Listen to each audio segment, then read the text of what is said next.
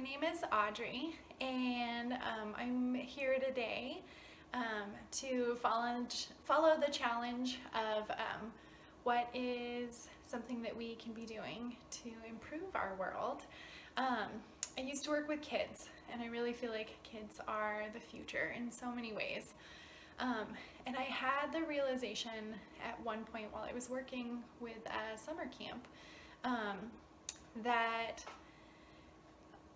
if some of the kids had a little more compassion with each other, it would really go a long way. And the kids that did have compassion, it was really moving to see.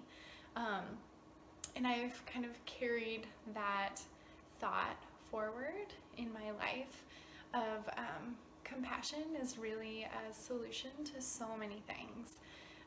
Compassion for ourselves, right? Giving ourselves grace to make mistakes, to learn from those, be willing to forgive ourselves when we make those mistakes, be compassionate when we're going through a hard time, compassionate towards ourselves.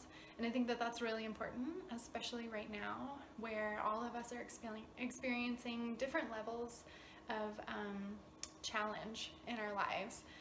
And we might feel like we just need to back it up and figure it out. But it's okay to have those moments where you need to break down and be compassionate to yourself, whether that's having a big wild cry or making yourself chocolate chip cookies. It's up to you what being compassionate to yourself looks like. I think it looks like compassion to others.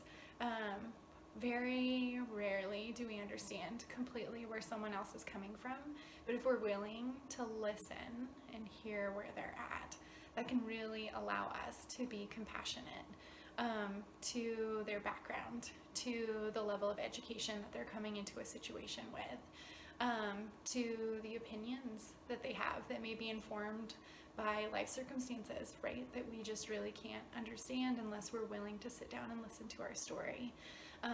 And I think that this time really provides us with a unique opportunity to be sharing our stories. I know that I'm communicating with folks in my life more than I regularly do, and hearing about what's going on for them and being able to share what's going on for me is really allowing us to build a community of compassion where we're supporting each other in all of these different ways. But part of that is first listening to and understanding where someone else is coming from so that you can be compassionate to that perspective. I think a big part of what Lance has talked about is earth and consciousness there, and I think that ties in with compassion too. There's this concept called Gaia, which is the idea that the earth has a spirit, and that when we pass, our spirit goes and returns to Gaia, the spirit of the earth, and enriches the spirit of the earth with experiences that we've had throughout our life, knowledge maybe we've gained, and all living things are born from the spirit of Gaia.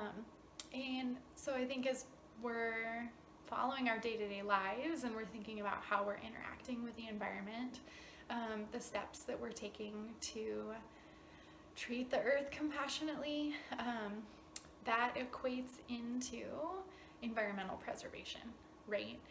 Because we want Gaia to continue to grow. We want to give back to this kind of larger spirit, this larger sense that we're all connected to.